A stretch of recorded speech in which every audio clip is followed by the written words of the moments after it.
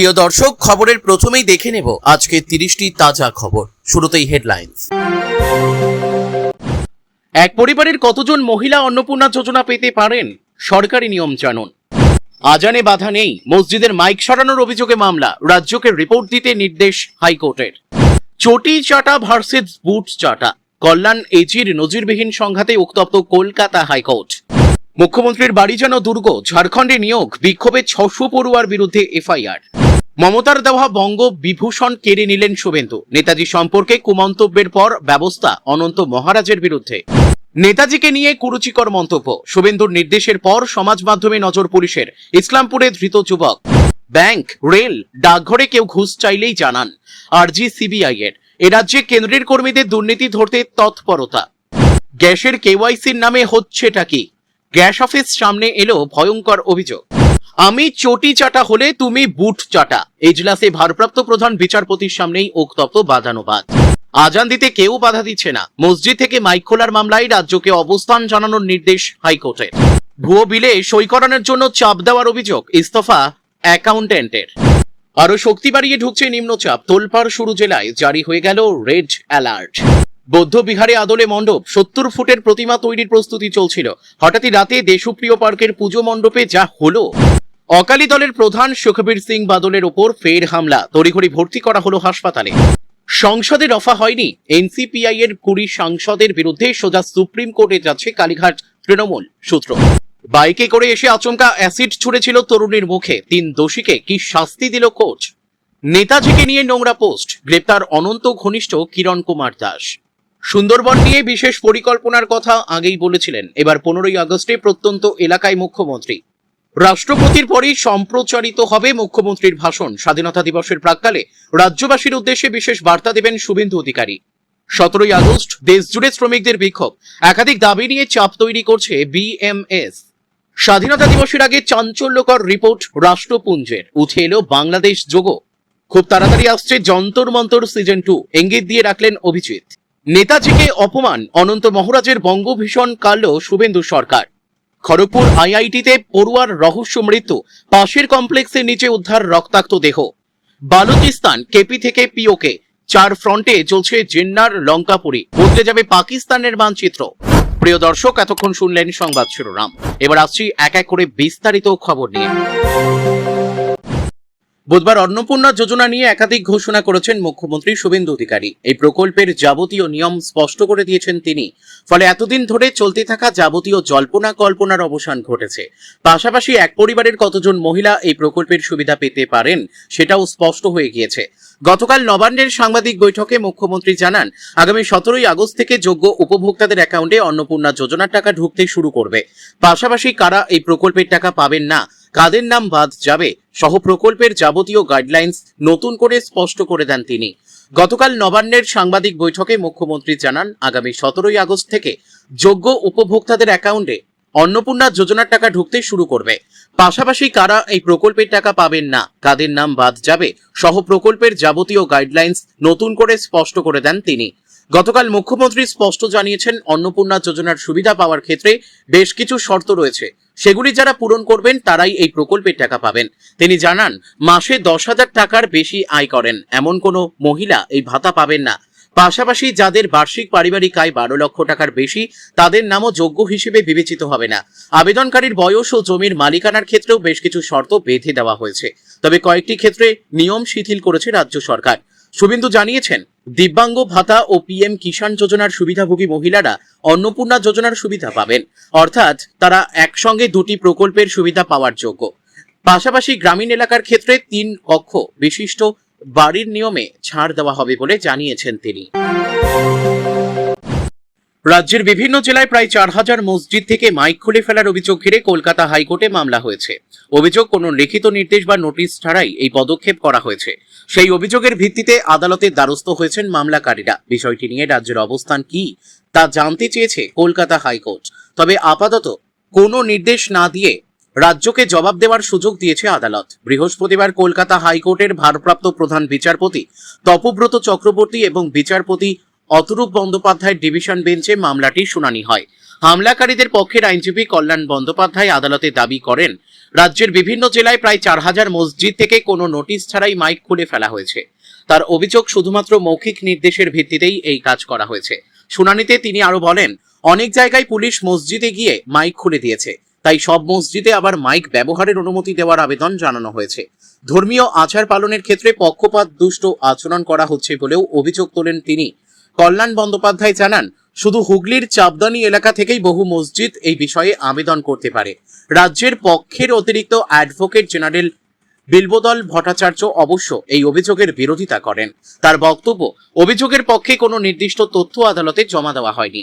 কোনো মসজিদ থেকে মাইক খোলা হয়েছে বা কোনো পুলিশ অফিসার এমন নির্দেশ দিয়েছেন তারও কোনো স্পষ্ট তথ্য নেই। তারপর আদালত জানতে চায় ঠিক কোন জেলা এবং কোন কোন মসজিদ থেকে মাইক সরানো হয়েছে।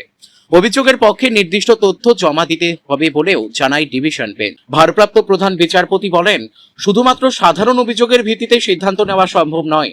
শুনানির সময় আদালত আরো স্পষ্ট করে জানায়, আজান দেওয়ার ওপর কোনো বাধা নেই, তবে শব্দবিধি মেনে মাইক ব্যবহারের অনুমতি চাওয়া হচ্ছে কিনা সেটাও গুরুত্বপূর্ণ বিষয়। একই সঙ্গে আদালত জানায়, 4,000 মসজিদ থেকে মাইক খোলা হয়ে থাকলে সেই বিষয়ে রাজ্যের বক্তব্য শোনা প্রয়োজন। রাজ্যের আইনজীবী বলেন, কোনো পুলিশ অফিসার মসজিদের মাইক খুলে দেওয়ার নির্দেশ দেননি। তার আরো দাবি, এত বড় অভিযোগ উঠলেও কোনো ইমাম বা মসজিদ কর্তৃপক্ষ সরাসরি আদালতে মামলা করেননি। তাই অভিযোগের পক্ষে যথাযথ তথ্য প্রমাণ থাকা দরকার। সব পক্ষের বক্তব্য শোনার পর কলকাতা হাইকোর্ট আপাতত কোনো অন্তর্বর্তী নির্দেশ দেয়নি। তবে পুরো বিষয়টি নিয়ে রাজ্য সরকারকে তাদের অবস্থান জানাতে বলা হয়েছে। মামলার পরবর্তী শুনানি হবে আগামী 18ই আগস্ট। কলকাতা হাইকোর্টে নজিরবিহীন সংঘাতে জড়ালেন তৃণমূল সাংসদ তথা আইনজীবী কল্যাণ বন্দ্যোপাধ্যায় ও রাজ্যের অ্যাডভোকেট জেনারেল সুরজিৎ নাথ মিত্র। মঙ্গলবার মসজিদ থেকে মাইক খোলাকে কেন্দ্র করে দায়ের হওয়া জনস্বার্থ মামলার শুনানির সময় ঘটনাটি ঘটে। পরিস্থিতি সামলাতে আসরে নামতে বাধ্য হন ভারপ্রাপ্ত প্রধান বিচারপতি তপব্রত চক্রবর্তী। জানা গেছে, তিনি জনস্বার্থ মামলার শুনানি চলাকালীন আইনজীবী কল্যাণ ও এজি সুরজিতের মধ্যকার বাদানুবাদ চরমে পৌঁছায়। দুজনের মধ্যে নজিরবিহীন কাদা ছোড়াছুড়ি ও ব্যক্তিগত আক্রমণ শুরু হলে পরিস্থিতি হাতের বাইরে চলে যাওয়ার মতো অবস্থা তৈরি হয়।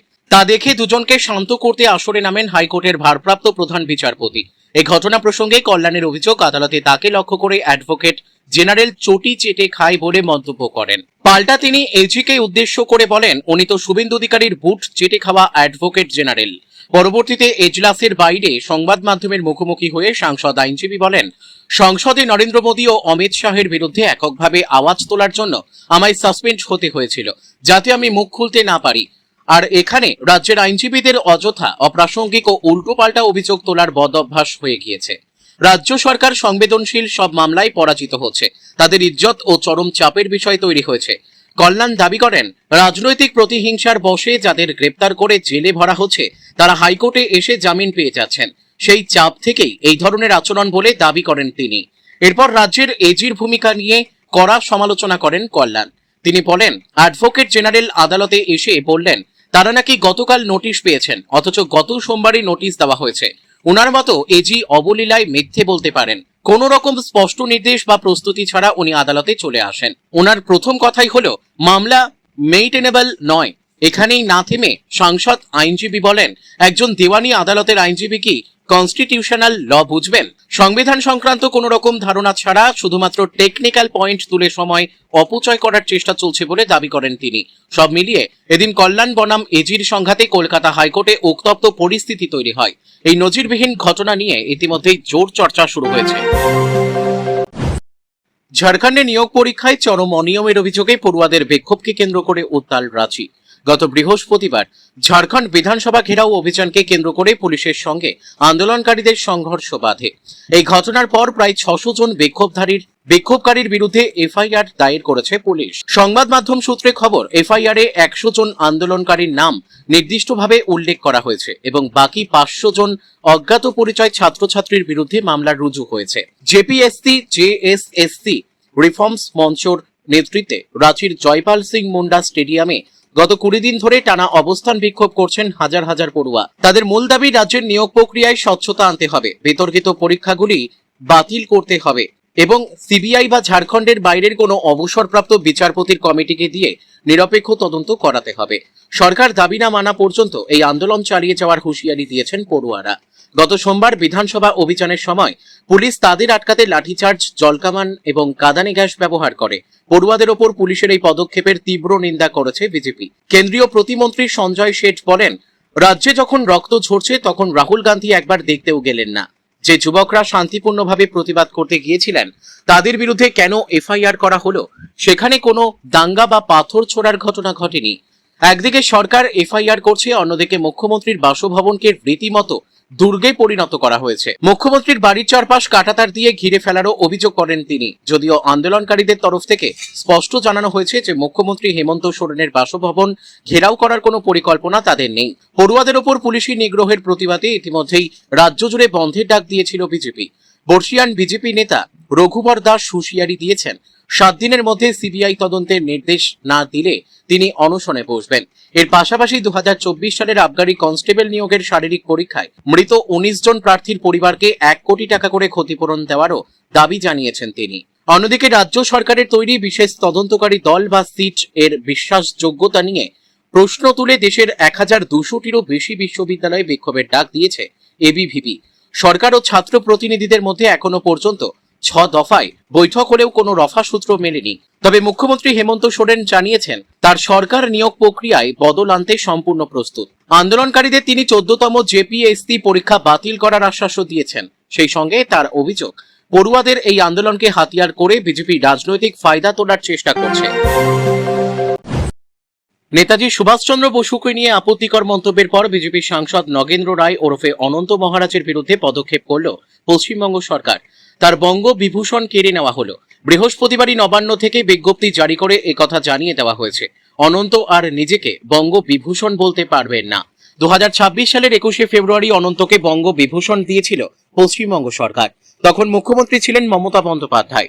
বৃহস্পতিবার নবান্নের বিজ্ঞপ্তিতে বলা হয়েছে, রাজ্য এবং রাজ্যবাসীর প্রতি বিশিষ্ট অবদানের স্বীকৃতি হিসেবে এই সম্মান তাকে প্রদান করা হয়েছিল।